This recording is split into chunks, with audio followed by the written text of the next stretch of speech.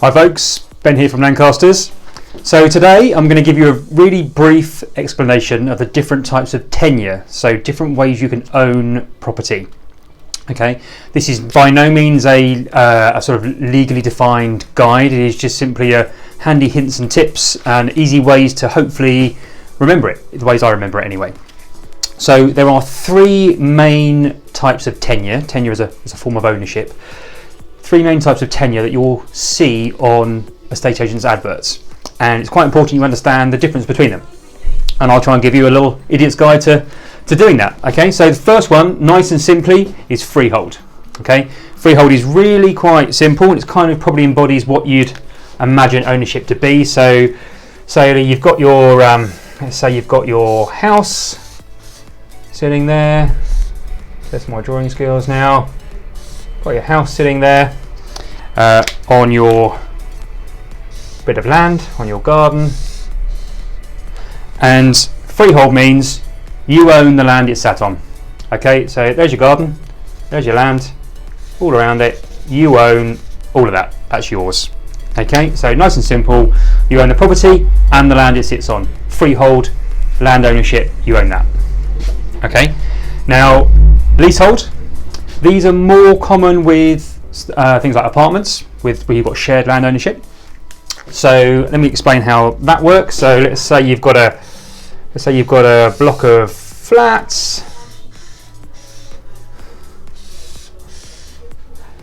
It's not going to win any REBA awards, this, but give you an idea.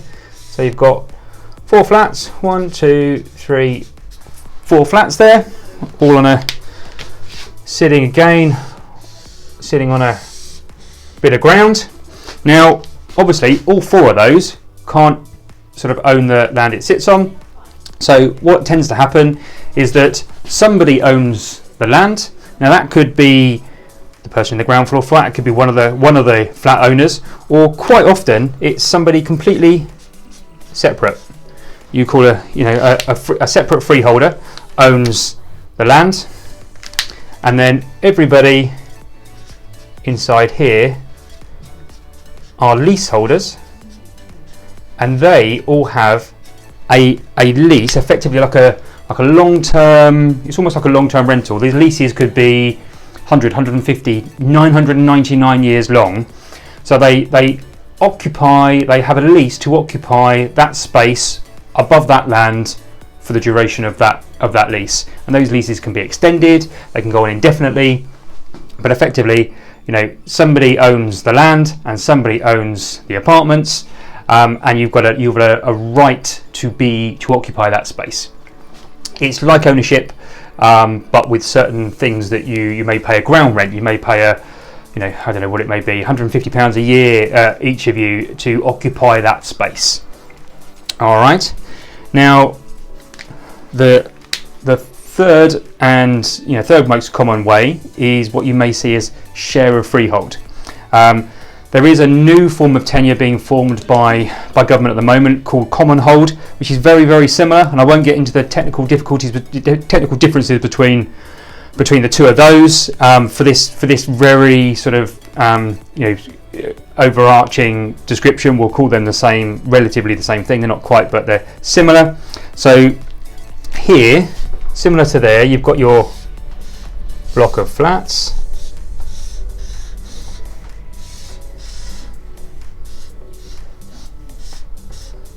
Your block of flats in there, and then again you've got the land that it sits on. Now, instead of somebody else owning that land, or just one person owning that land, what they do as a group is they get together, they own the land, it comes with it from new, and they divide it up. So here there's 4 flats, so they'll divide that, not physically, just in ownership. So what they do is they take that bit of land, which is 100%, and there's 4 of them, so they've all got 25% each. Okay, it's not a physical quarter, they don't actually own a particular piece of land. It is just the equity or the percentage share of the land. So each of them will be a 25%, in this example, each of them will be a 25% shareholder of that patch of ground. Okay, so they've all got their share of the freehold. advantages of that is that up here on leasehold, your leases are always diminishing every year. Even if you've got a long lease, say you were issued a 125-year lease when the properties were built, every year that goes down. Once you get to, that lease gets to sort of 80, 85 years, it can cause problems with mortgaging, and it does devalue the property. So here, every time these guys and girls want to extend their lease, they have to go back to the freeholder, pay a sum of money, which you can calculate on the government website, pay a sum of money to extend their lease for another 50, 100 years, whatever it may be. And that can be tens of thousands of pounds sometimes, depending on the value of the property. Each time they go back to extend their lease. Here, with share of freehold, they are effectively going to themselves asking to extend their lease. So most commonly, there are always weird exceptions to the rules, but in the majority of cases, as long as, bearing in mind that these are 4 individual people, and they are also the same 4 who own their 25% share of these. Say this lady here would like to extend her lease, she would effectively be able to authorise herself to be able to do that on behalf of all of these 4 here, and all she would have to do to pay for that is just to cover the legal costs in drawing up the new lease, so that these other 3 people didn't incur any financial penalty for her doing that. So it's that's really just admin. Effectively, what the big takeaway from this is, with a leasehold, you have a diminishing lease. With a share of freehold, you effectively, in practical terms, I know that a solicitor would question that on the technicalities, but on a practical level, you effectively have a lease forever, because you own a share of the freehold and therefore can extend the lease on and on and on. Okay, similar thing with common hold. Common hold, you just don't actually. We're waiting for the final detail to come out on this, but effectively there wouldn't be a lease in place. You wouldn't have to go through the admin part of it. But this is very much in its infancy. You'll see that coming over the next probably 5 years. You'll see that coming into existence.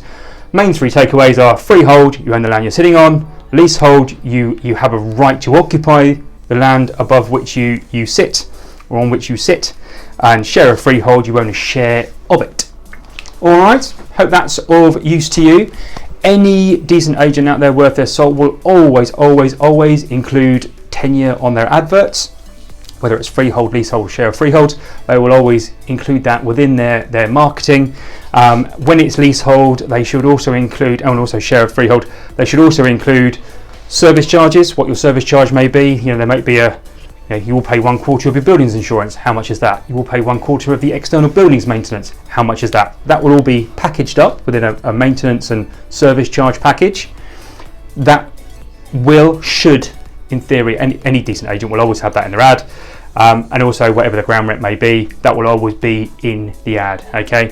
If an agent doesn't put on their ad, run a mile, there's probably something wrong with it. They're in there. There's very rarely that actually is an issue. Property law is pretty well regulated in this country, but they're the things to look out for. Keep an eye out for your service charges and whatever they are. Don't be afraid of a service charge. A service charge, some people are worried that they have to pay £300, £400, £500, £600, £700 a year for something which they wouldn't have to if they were a freeholder. Well, not really, because it just covers buildings insurance and external maintenance, which if you're a freeholder you'd have to pay anyway. So it's nothing to be afraid of, just something to be aware of, so you know what you're buying into and how much it's likely to cost you. Okay, hope this is of any use. So my name's Ben from Lancaster's Estate Agents. If you've got any questions, drop me a line. I'm happy to talk you through it. I'm no lawyer, but I kind of understand the basic principles and very happy to try and explain those. All right, thank you, take care.